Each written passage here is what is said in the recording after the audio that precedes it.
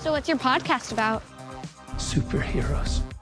It's a little geeky, but I think you guys are gonna like it. Try not to be too geeky. No, I can't promise that. Should we begin? It's a bird. It's a plane.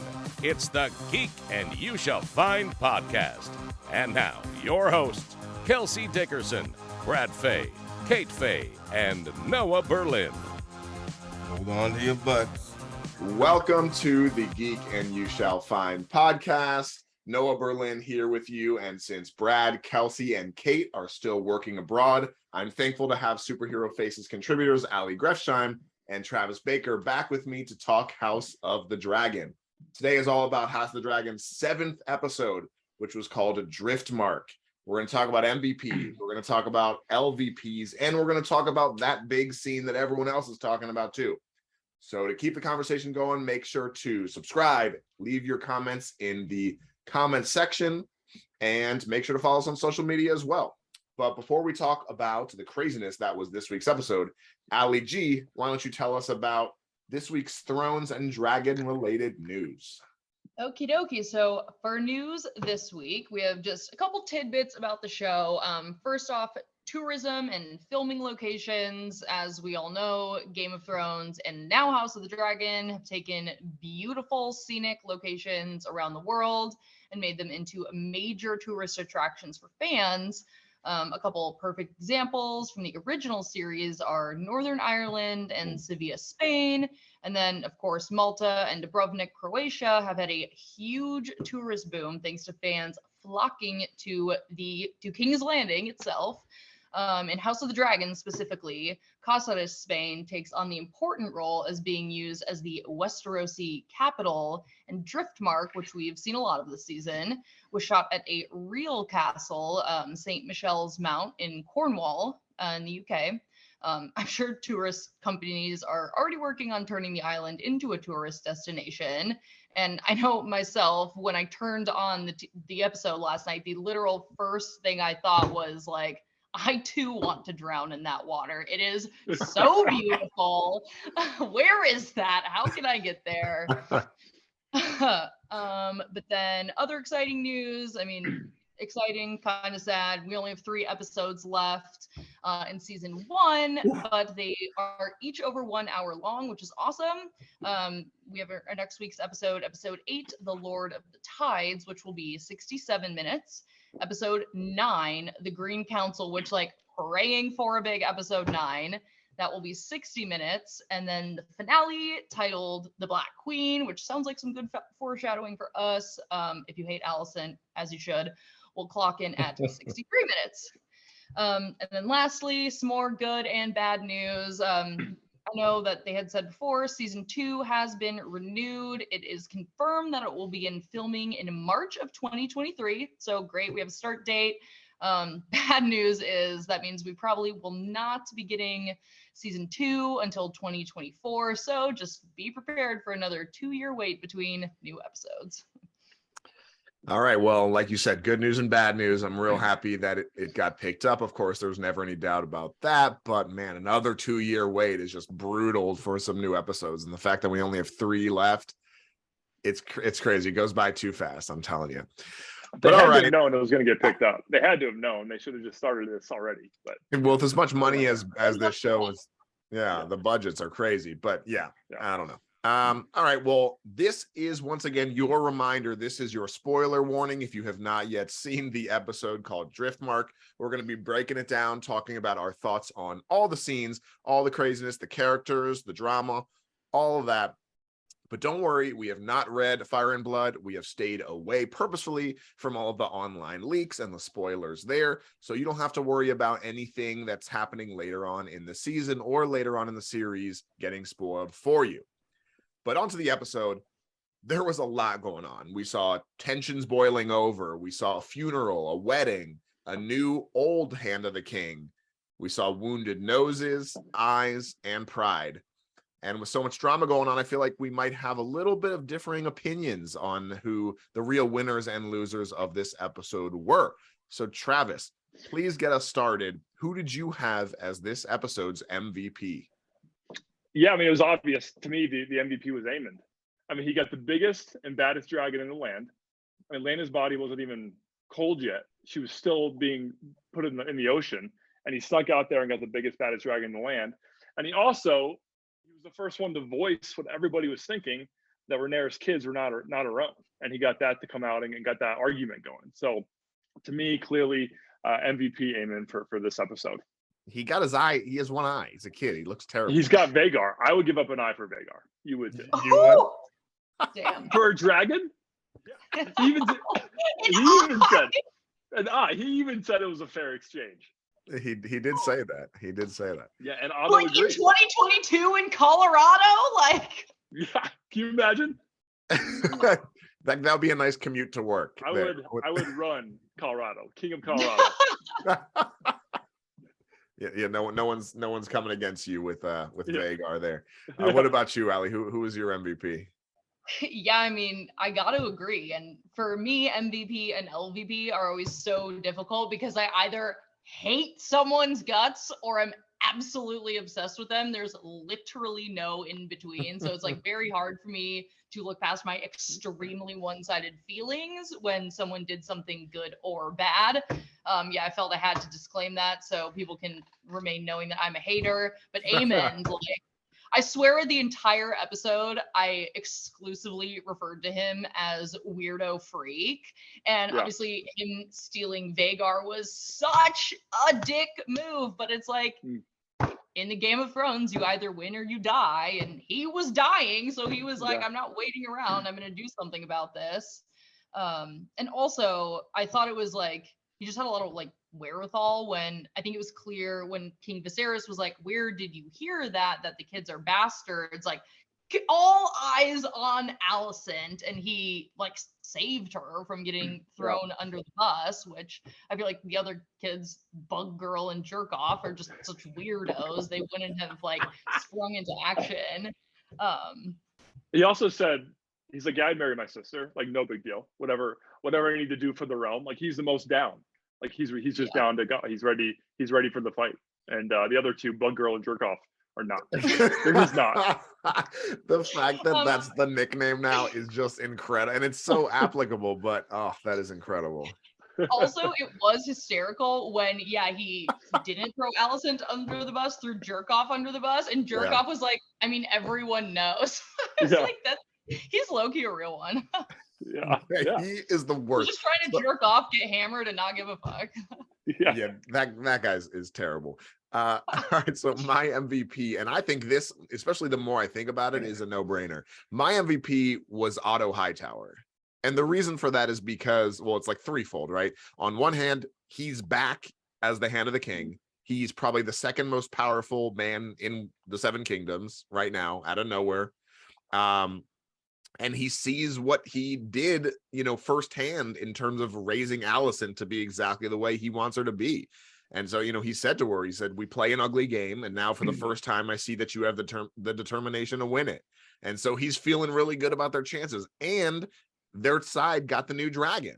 So it's really unbelievable. And it can't be undersold, I guess, the significance of Vhagar joining that side, because Vhagar is the oldest and the biggest of all the Targaryen dragons. It's the only living remnant of Aegon's conquest. And so Vhagar is a big deal and the most ferocious out of all of them. So having that as kind of on that side, as each side is, building alliances and stuff like that, that is huge. And then my honorable mention would just be Olivia Cook, who plays adult Alicent, and she just, again, acted her ass off. And just like Ali, you said last episode, her nonverbal, her facial expressions are really unbelievable. How just like disgusted she looks a lot of the time, and it was pretty awesome. She kills it for sure. I'll give an honorable mention to Bug Girl, actually, because did not see that coming. Well, here's why. Not MVP, but she had a good, like, most valuable moment. She called last week that Aemon was going to lose his eye. She called it last week. Did you catch that?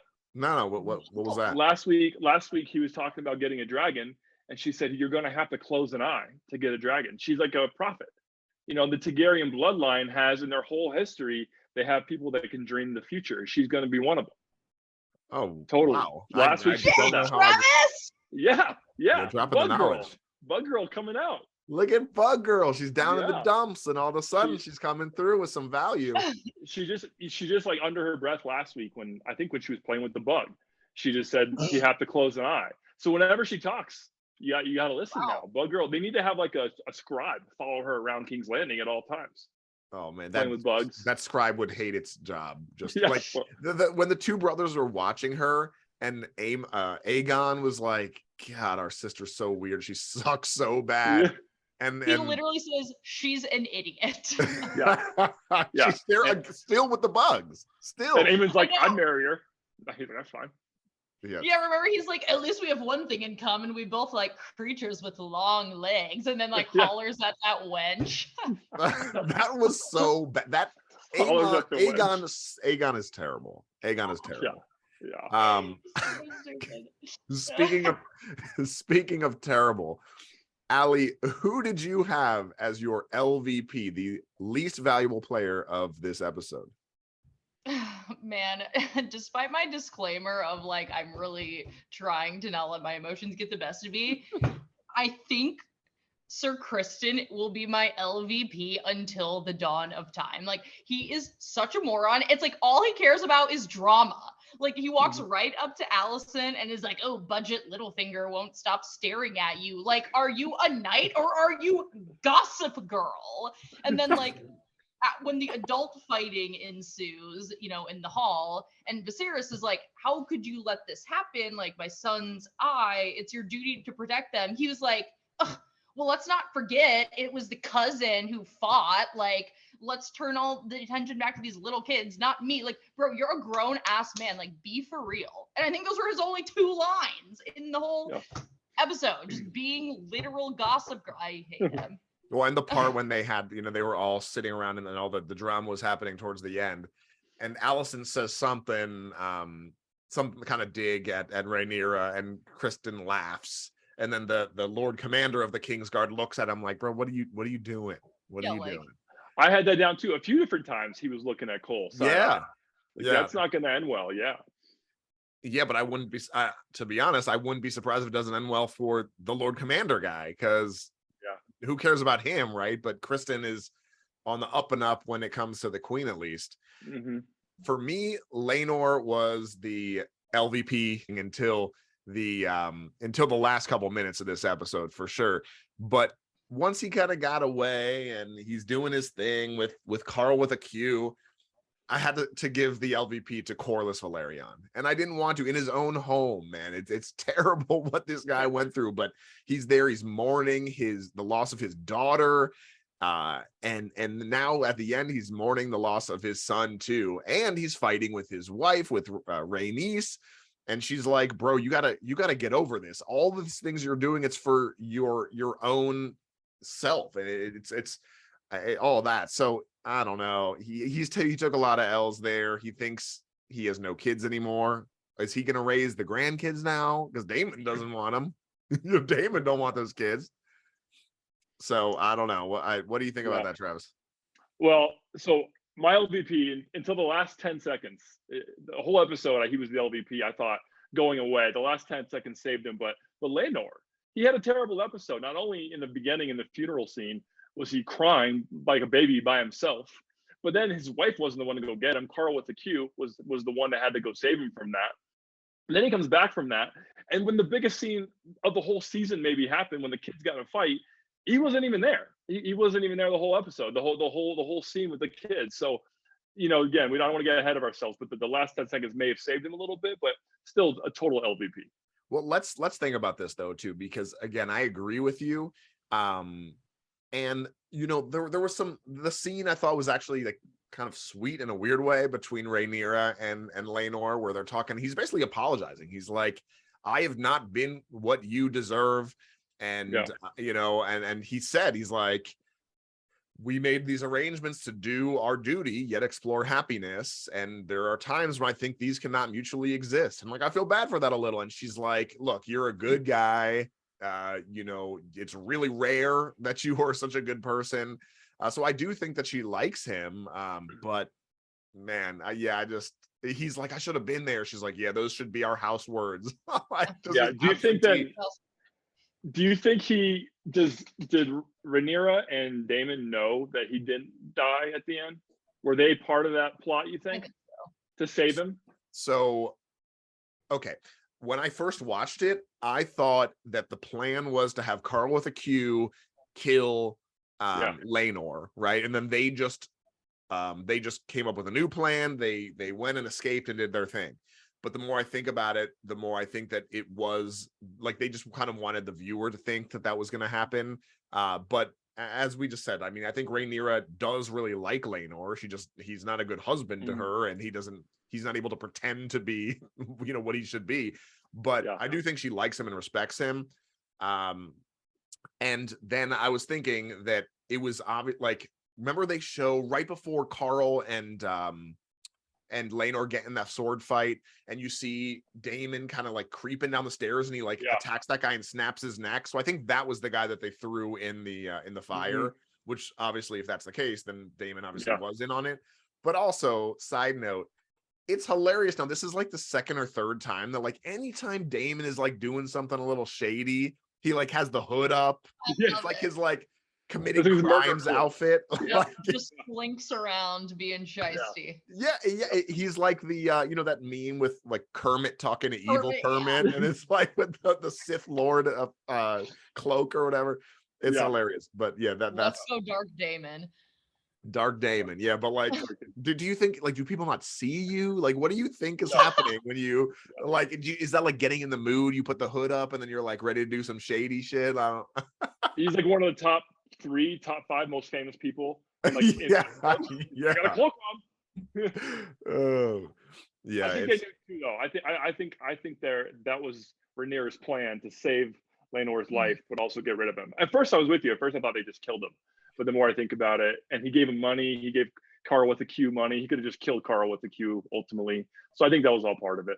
For sure. And he like, she's like, well, or he's like, Daemon's like, for us to get married, Laenor has to die. And she's like, I know. And so I think that's more of like a metaphorical death. Like, he's not Laenor anymore.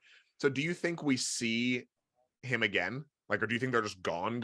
Or do you think they come back?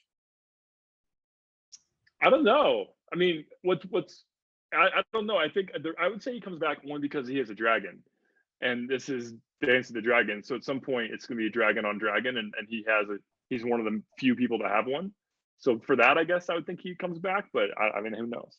I know in the books, when you are bonding with a dragon, it's a whole thing where like a dragon will not take on another rider unless the original one is dead. Like, they know somehow. It's like a magical thing or whatever. So yeah, does the dragon know that he's somehow still alive and is kind of just like waiting for him?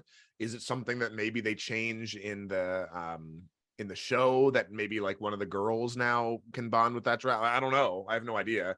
But I'm just interested to see what happened with Sea Smoke. It's like a cool dragon, a cool name for that dragon. So I'm interested to see what happens for sure with that. That is really interesting, Noah, that you said about bonding with the dragon. I didn't know that. But yeah, if him and Carl with the Q, who's actually kind of hot, are trying to go off and live some like quiet life, like they're just going to have this dragon with them, like that kind of... Well, I don't think the dragon's going to go. I think the dragon's going to stay at like... But like what Travis said, like maybe he'll come back because he has the dragon and fight or something like that. Yeah, like I don't think the dragon's just going to be like roaming the streets homeless. And yeah, I would have probably initially said no, I don't think we'll ever see Laenor again. Literally, why? Especially just because, as we've said, things are just moving so quickly in House of the Dragon, and characters are dropping off. People are getting burned to the within 5. Like, why would they bring him back? But yeah, I could see it as like an epic like final episode. Rhaenyra's team is losing, and all of a sudden here comes Sea Snake, or whatever. Here comes Dark Daemon. The debt forward. You guys let me go live out my days. Well, I had a great couple years, and now I'm back to save the day. Well, in talking about fighting and the drama and everything, the big scene that everyone's talking about, that really exist to move the drama forward a lot and to bring us to where we're going to eventually be towards the end of the season was the kind of 2-part one with the kids fighting and then the big altercation that happens with everyone after that. So I don't know. I think we have a lot to talk about with this. First off, all right, we mentioned Aemon goes and he is sneaking around and he's trying to claim Vhagar. And that was cool. And I see what they were doing where like it was important that they really established, I guess, the size of Vhagar just to like, and really the contrast between how small the kid is. He's like 10 years old, Aemon, and Vhagar. But it was a very long scene, which I thought was weird, and it was really dark, and it just reminded me again of what is the Battle at Winterfell, that episode, which was also directed by the same guy, Miguel Sapochnik, who is a brilliant director, but guy needs to add a little bit more lighting in some of the scenes, because what are you doing? It reminded me exactly like that. Did you guys have problems with that too? Like, did you? The scene when Aegon was crying by himself after the funeral when he was drunk. My lights were on in the room and I couldn't see him. I had to rewind it and turn the lights off to see him because he was so dark. I didn't know anything about the director, but that's funny you say that because I had to. After that, I obviously cut the lights off the whole episode. Yeah, and the guy's awesome. I mean, he did Battle of the Bastards, he did Hardhome, he did The Winds of Winter. Like, he did all the big battle and like some of the best episodes ever in Game of Thrones. But he also had that problem with the dark episode at the Battle of Winterfell. And yeah, I guess that's just like a element of his directing that he likes to use, which I don't know. But I know I had a problem with it. And I know some other people did too. Yeah, I thought more to your first point, Noah, I thought the scene was just way too long. Like, he could have ended flailing around on that dragon like 5 minutes early. I thought he was going to fall off. Yeah. That was really funny. But yeah, it could have ended right there. But in terms of like the darkness, yeah, I know that's like been a thing, especially on Twitter. People keep being like the previews and the reality, and it's like pitch black. But yeah, when Daemon and Rhaenyra to me were like walking on the beach, I was like, are they in like Tatooine? Like, where are they right now? It's just like sand dunes with like I don't know. I also thought it was very dark and yeah, it's that you just reminded me with them walking on the beach and just like nobody is slick in this show. We talked about it last episode. There's no subtlety. No one has secrets. Everybody knows everything. And again, they were hammering it home again this episode with the kids being bastards and Laenor being gay and like in front of everybody. Everyone's talking about it. It just goodness. Like, it's Jace or Luke, who was literally like, I want to go to the funeral at Harrenhal. What? And then that interaction with Corlys and Carl. Corlys might as well have run up to Carl with a megaphone and been like, get your boy. Like, was so obvious. Your gay lover is being very dramatic and causing a scene. Go get him. Dude. Yeah. I wrote that down too about Jace, when he's like, yeah, like we should be sad too. We're mourning our real dad and we should be at Harrenhal. It's like, and she doesn't even lie. She's like, oh, you can't be saying that, kids. Why is she not? These are children. You lie to children. Travis, you are a father. You tell all your kids that you lie to them, right? All the time. Yeah, Santa's coming soon. You got to keep them behaving well. Yeah, absolutely. Like, what is she doing? I mean, she loves her kids, cool, but you need less truth with these kids. Yeah. And just like, why? For what purpose? Like, we're never getting Sir Harwin back. This is not like a happy ending situation. Just lie. Well, and the whole time, their LVP, their real dad, is down crying in the water. Yeah, dude, not giving a shit about any of that or anything that's happening. Honestly, I know you guys said he was the LVP, which like I don't disagree, but he was such an LVP. I was like, this dude is pure comedy to me. Pure comedy. Like, you're so right. When he walks in after like Rhaenyra gets cut and stuff, he's like, yo, it's good. Did I miss something? I was like, what's been? Well, like, the only thing I'll say about him that's a positive for him, I guess, is that he must be getting the most ass. because like No. he is never around for anything. Yeah. He is never there. He is always just getting laid all that. Like, bro, Laenor, I mean, good for you, but holy shit, be around your family a little bit, just a little bit. Yeah. God. But so all right, so we see Aemond claim and bond with Vhagar, and he's feeling all confident. He comes in, and the girls, Baela and Rhaena, the two daughters of Daemon and Laena, they wake up the two boys, Jace and Luke, and they're like, somebody stole Vhagar, which I thought was like really stupid, because you know how these things work. Like, you don't steal a dragon. That was really stupid, but whatever, it is what it is. So, you know, Baela, that she's the older of the two daughters, that would have been her dragon to claim, and she just didn't do it. So she's mad, and the fight breaks out there. And then Aemon all of a sudden gets some confidence, because he's like, you come at me again and I'll feed you to my dragon. And then he's like, you'll die screaming in flames just as your father did, bastards. And I'm like, oh, god damn. Yeah. At one point, one of the girls punches him in the face, and I'm like, yeah, okay, like, get him. And then he punched that girl right back in the face. And I'm like, Yeah, I did. I almost jumped through the TV. I screamed at the top of my lungs. I was like, bitch, kill him.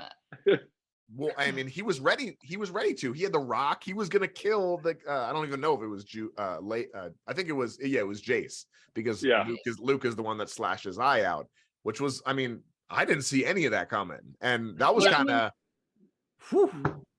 These Well, who knew kids he was were such a badass? legit beating each other's asses like Yeah. this was UFC. I was like, you guys are toddlers. Like, where did this come from? It kind of reminded me of the scene in Thor, Love and Thunder, when the kids are like the little kids, yeah. the I mean, shadow monster's asses. but that one part of it when they got Aemon on the ground and the four of them were just like kicking him and punching, I'm like, damn. He held his own though. I mean, He did. For their 1 versus 4. I don't know their ages. I know Aegon's the oldest, but after that, I thought they were all kind of the same age. But I don't know if he's supposed to be older, but he whooped all their asses. I think he's still older than both of Rhaenyra's kids. In fact, he definitely is. Yeah, Okay. but that all led to, you know, the next scene, which was part 2 of that, with just the big altercation. And real quick, we got to take a break and talk about King Viserys. My guy. Oh, Also on my LVP list. We go. this dude How is he always. still alive? Like, when that first scene, like, first of all, they are all about funerals in House of the Dragon. Like, they do them up like their weddings. And when he was there, I was like, should this man have been traveling like this journey to go to this funeral of this girl? Like, wasn't even like a queen. It was date. I don't know. Like, I know the families are homies and stuff, but I was like, they are going so big for this funeral. Anyway. Yeah, I mean, he is a moron. This dude he's losing grip on everything, and like up to this point, you kind of see. I mean, he's always been a little bit of a wuss. Like, he's always been soft, but now this is the first time we see him losing his mental capabilities, if you will, as well, where he calls his wife Alicent, he calls her Emma, and like that was kind of the first time you see a little like dementia or whatever that might be. But I mean, he's just losing his grip. Everyone is fighting. Everyone's threatening everyone. He's like, we're a family. Like, we can't be doing this. Like, you're way beyond that, dude. We are way beyond. We're a family. Well, it's like he doesn't even realize how much they all hate each other. He thinks they're all. He's like, oh yeah, there's some rumors about her kids, but you know, it's all good for the most part. And meanwhile, their kids about to stab each other. I mean, he has no. He's calling Alicent Emma. He's lost it. He's totally lost it. Well, when he asked Aegon, or he asked, I guess, Aemon first, he's like, well, where did you hear this lie about the kids? Yeah. And everyone in that room is just rolling their eyes at this dude. Yeah. Everyone. And he narcs on Aegon, which is probably a smart move to defend his mom. And then Aegon, as you said, he was like, we know, everybody knows. He's just look at them, man. Just look at them. And he just can't do it. It was also really funny when he went up to Daemon at the funeral and was like, oh, like, the gods are cruel for taking Laena so early. And Daemon's like, it seems they've been especially cruel to you. Why did you think statement. That was a really good line too. Why did you think that Daemon was so mad at him? I really couldn't figure that out. There's a couple things with Daemon in this episode that I couldn't figure out. I mean, he was I think, last time he saw him, he was banished from the kingdom and it's been what, 14 years, 12 years since then. So I don't know, maybe that he's still mad about it. Well, he was at the wedding. That was the last time we saw him, right? He wasn't banished after that, was he? Which I don't know. Which Well, so he was banished a few times, but then he was at Rhaenyra and Laenor's wedding. Remember, he just kind of showed up and he pulled up a stool, and then I think that was the last we saw him. Right after he killed his wife. Yeah. Right. Yes. Right. Yes. Right now. The first time he wore the hood. Yeah. But yeah, another thing with him, remember, like in the early parts of the funeral, when it's a sad moment, everyone's mourning the loss of Laena Velaryon, and he just starts laughing in the middle of the funeral. Why did that happen? Did you guys catch that? I didn't. I even rewound to see what was said that he would be laughing at, and I was like, I don't care. That's still my boy. Like, I think he's just an angsty dude. Well, it's weird because he actually, I think, like, he actually was happy in his marriage. When he was even talking to Rhaenyra later, he's like, yeah, we were happy. And, that's not common. So I don't know. Yeah, I don't know. Good point, Noah. Yeah, he loves Rhaenyra, and he wants to be married to her and everything. But I think, yeah, he was happy. He was a good dad to the kids, at least that we saw for parts last episode. He also had an awesome line right after the conversation with Daemon and Viserys, where Otto's like, yeah, I'm sorry to hear about your wife, and he had an awesome line. It's probably my favorite line of the episode, where he goes, no matter how fat the leech grows, it always wants for another meal. And he just looks at him and then walks away, and Otto's like, God damn.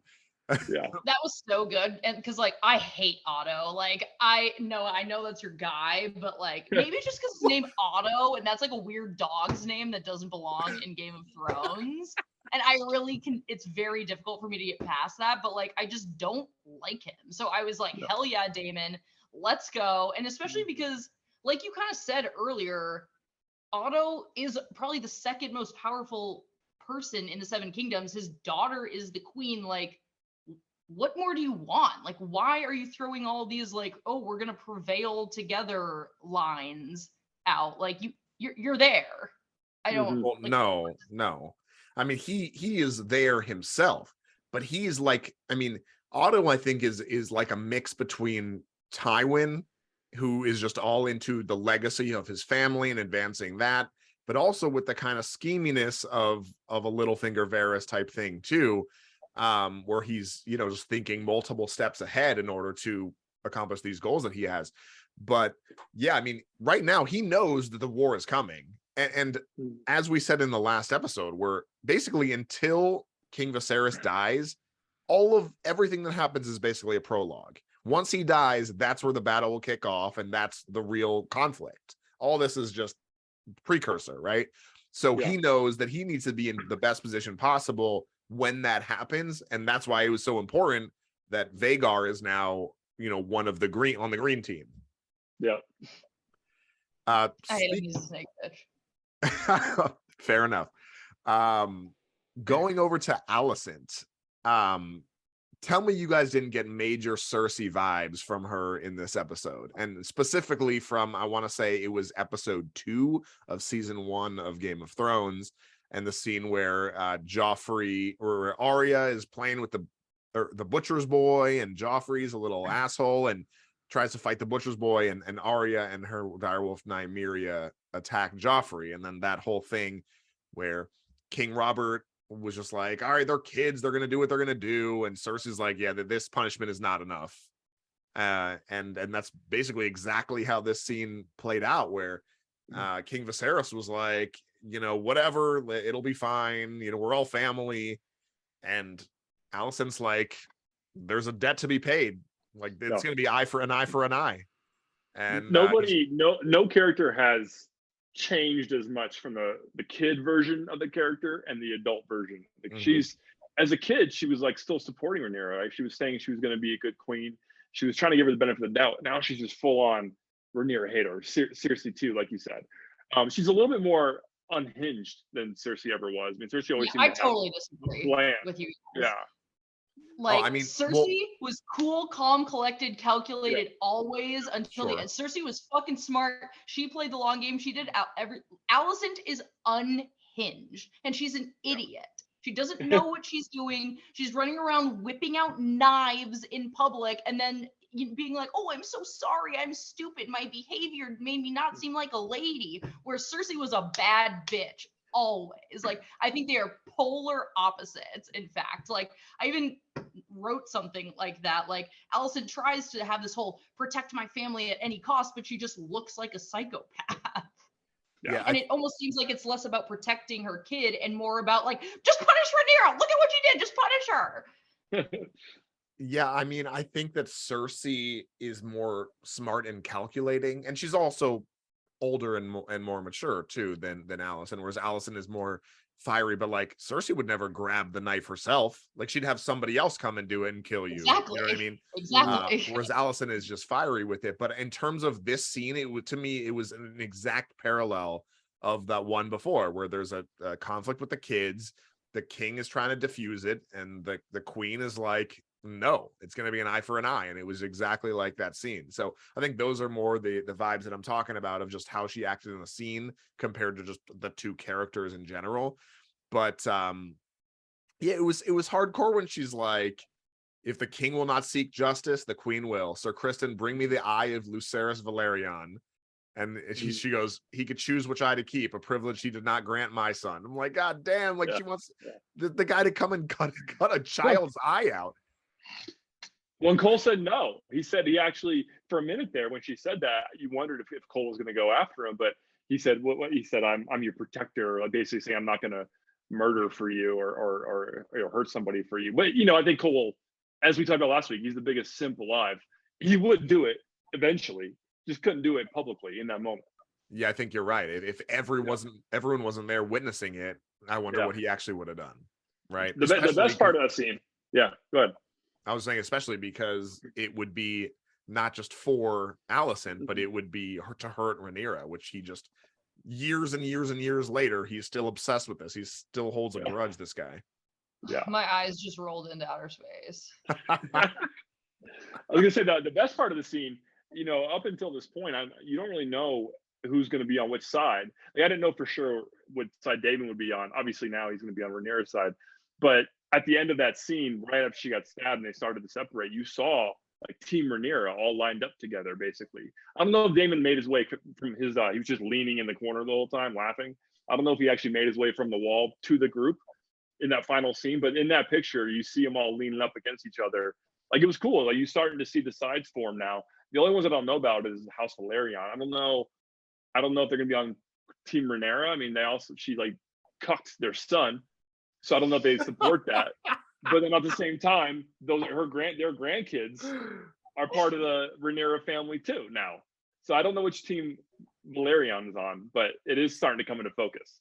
So Corlys, as much as I gave him the LVP of the episode, I mean, he's a good dude. I feel bad for the sea snake. He's just a good grandpa. Like, he was going and giving advice to Jace, or to Luke. Actually, it wasn't Jace.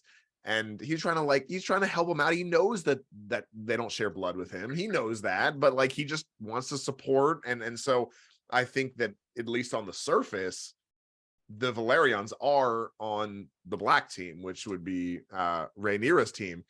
And yeah, I loved the cinematography of that scene. I think it was just incredible. I love how they kept doing the overhead shots where you could see like the circle of people around them. You saw the two sides there on their sides, and then when they came together and Alicent went after the kid and then Rhaenyra stepped in, you see the kind of skirmish, and then Daemon stepped in at that point too, and he had a little fight with Kristen. So it was like, you see the whole circle of them, and then you see the two little pods of fighting there with the two clashes. It was just really, really cool, and just some good lines there too. The acting was ridiculous. I think that with Alicent, where she's like, where is duty, where is sacrifice, and then Rhaenyra said, exhausting, isn't it, hiding beneath the cloak of your own righteousness, but now they see you as you are. And like, that's such a dig, and like, I think she lost it even more at that point. It was so good. So yeah, I just thought that scene was really Yeah. awesome. Yeah. Maybe the best scene of the show so far. Maybe. sure. And I want to go back and watch it because you could just tell there's going to be so many little intricacies to little things that happen in that scene, little glances. And I think that that's what this episode overall did really well. It was a little slow in the beginning with all the funeral stuff, that when they were all just kind of hanging out at Driftmark, but it wasn't about necessarily what was happening. It's about the subtext and the little glances that people were shooting each other and the looks. Well, and the Go ahead, yeah, Alex. I was gonna say, like, obviously the scene is the scene, but the funeral was kind of like low-key chaotic, and I really liked that. And it was always like there was always something happening between two main characters. It's like the moment the like after party, I guess, started at the funeral, like you see Rhaenyra walk in, and the look Alicent gives Rhaenyra was just deadly. Like that was one of the most intense scowls I've ever seen. So it's like they have something going on. Obviously, we talked about Corlys freaking out on Carl. Daemon, like Rhaenyra was just clearly the thirstiest she has ever been in her life, trying to talk to Daemon, and that, like, you know, wasn't lining up. Aegon and Aemond, their conversation. Corlys and Luke, when he's like, "You're gonna be royalty," and Luke or whoever is like, "If I'm the Lord of Driftmark, it means everyone else is dead," which I felt like was just one of those like fake Karen mom posts on Facebook that's like, "Listen to this poetic thing my 2-year-old said." I like, you know, that kid didn't say that. Yeah. Yeah, like that kid did not say that. I'm sorry.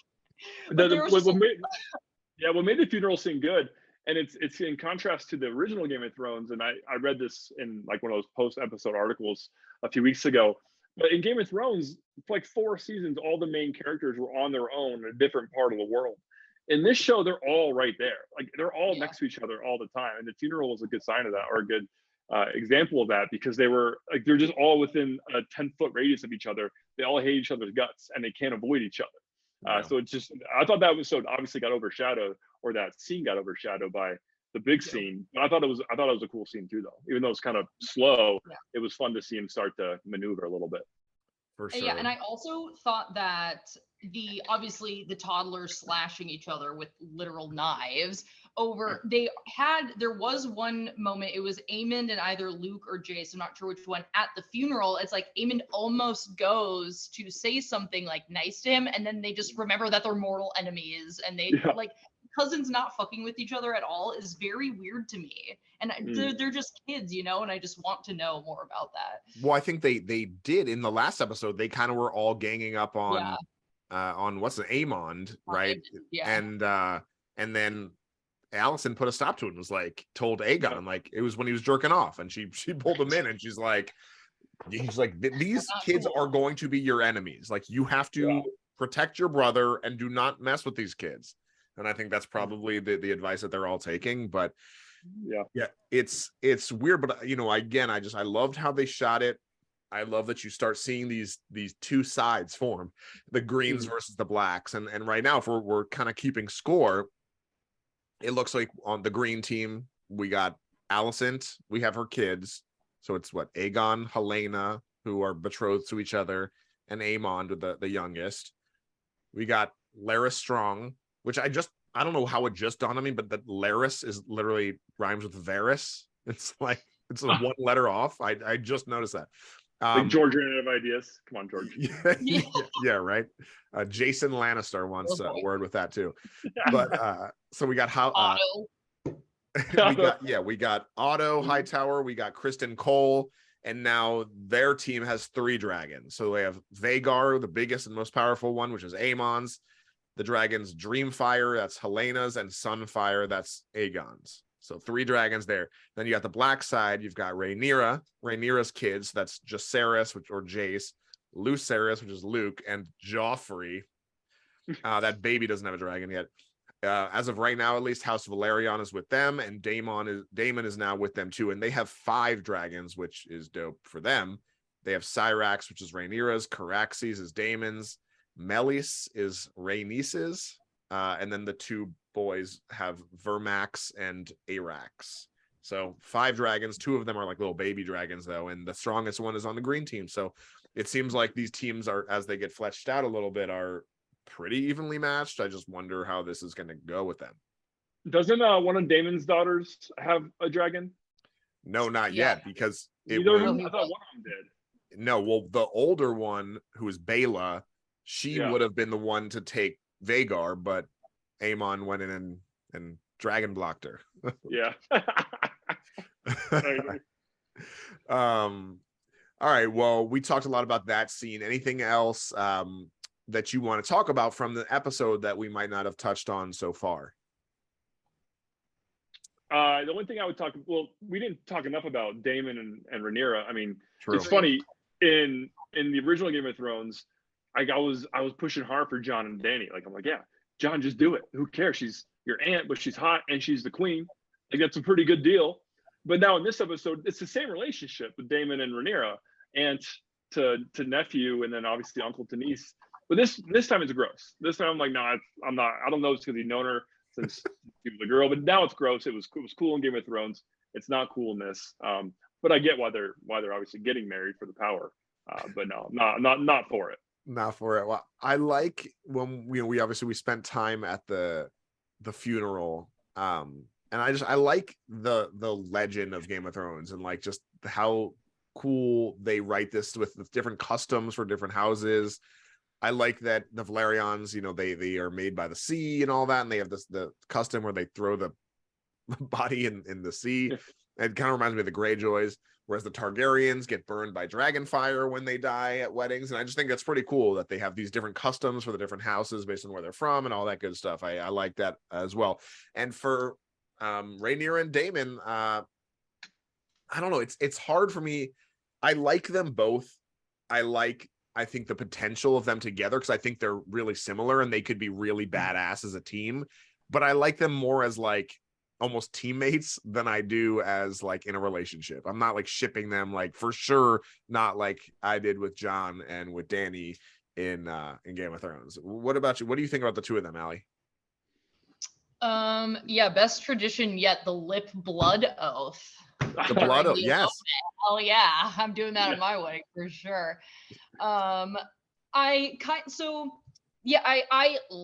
ship them, but yeah, kind of as you said, not really. I just don't really care about like their romantic side or anything like that. Like, I want them to have kids because I want some like pure Targaryen claim to that throne, and I wanted them together this whole time. They're just like both so like misfitty in a just like dangerous way. Like, I just think they're both really smart and calculated and do whatever we want, and blah. They're just a power couple to me, and I just really like that. Yeah, I mean, the blood oath was serious. They really took, preserving the Valyrian blood and joining their blood together. They took that very literally, which I guess was cool. But she said something cool where we've always been meant to burn together. I thought that was a cool line. Yeah, I love when they speak in High Valyrian together.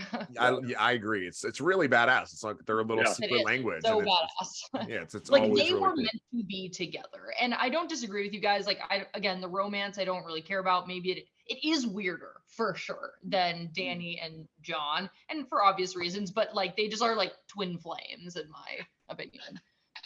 Yeah, I mean, he knew her and he started like trying to get her when she was like 12. That's why it's weird. That's why it's creepy. I know this is like a different world. She was into it.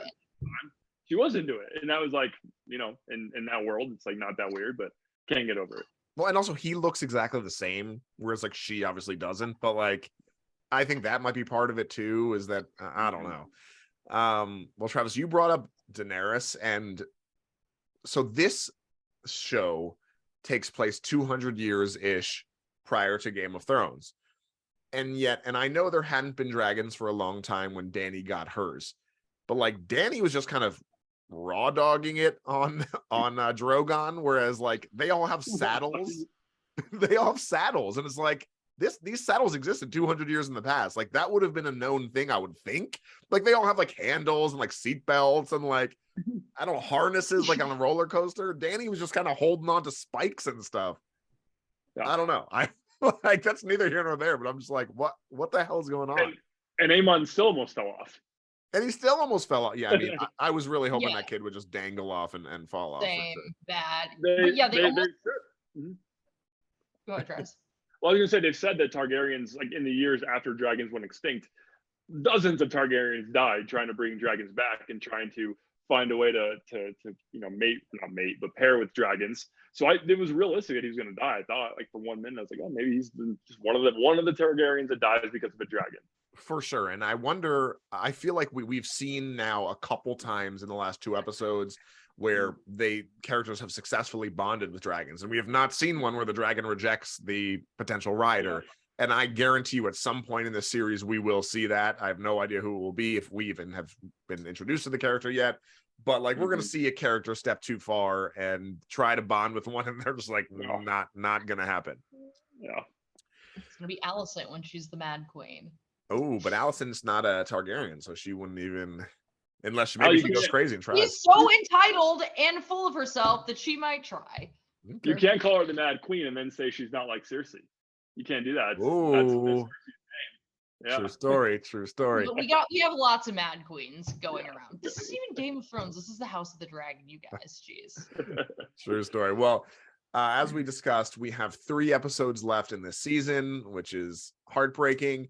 What is it that you all are looking forward to watching out for, or if you have any predictions for the rest of the season, this would be the time.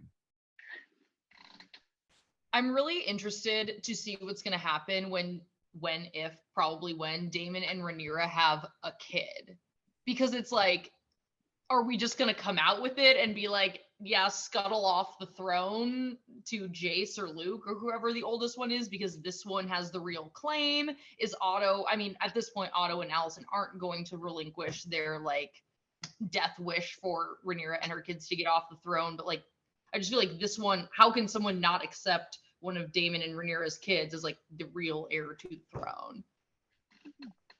Yeah, I think it's obvious that, like, it's Jace and Aegon are the 2, like, ones that they're promoting as the next in line. And but I don't, neither of them are going to make it to the finish line, or at least one of them. Like, I think at this point, Aegon's dead. Like, he's gone. He's gone. There's no way he makes it. I don't know about Jace. He might, but there's no way. And I haven't read the books, and that's what I think is fun. I have no idea what's coming, so it's kind of fun to guess. But I don't think either of them make it. So it'll be, I don't know if they'll promote Daemon's sons with Rhaenyra if they have them, but maybe. Yeah. I mean, I think that the whole Dance with Dragons, which is going to happen soon, I would guess that it would happen, like it kicks off maybe in the finale, and then the dance starts at the start of season 2, if I had to guess. But I think a lot of people are going to die, and it's like, but it's not really Jace versus Aegon. I mean, it's Aegon versus Rhaenyra, and like that's why the fact that it's not like Alicent is there campaigning for her kid. Rhaenyra's not campaigning for her kid. She's campaigning for herself, right? And that's why no one really gives a shit that these kids are bastards, because it's not like she's trying to prop them up. She's trying to prop herself up. So, I don't know. Who do you think is going to die?